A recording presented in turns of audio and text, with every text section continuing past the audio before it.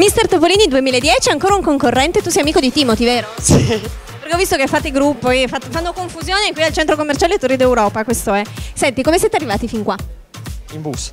Sì, col bus, ho capito. Intendevo dire, volete fare, non lo so, i modelli, gli attori, Mi hanno convinto. Quindi, insomma, sei un po' timido? Sì. Cosa fai nella vita? È studente. Di cosa? E di cosa? Cosa studi? Faccio un indirizzo odontotecnico. Odontotecnico, da grande cosa vuoi fare? Dentista. Dentista, quindi devi fare l'università. Sì. Come vanno i voti? Bene. Ti piace studiare? Tantissimo. Ma sei un po' timido, un pochino. Un po'. Un pochino. Sei fidanzato? No. No, niente da fare. Però potresti trovarlo qui a Miss Topolini, ci sono tante ragazze. Ne hai vista qualcuna che ti piace? Ci sono un paio carine.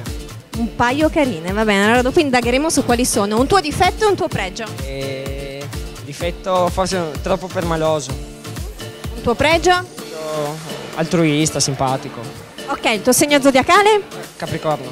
Perfetto, vuoi fare un saluto a qualcuno dalle telecamere di Mister Topolini? Ciao Timothy.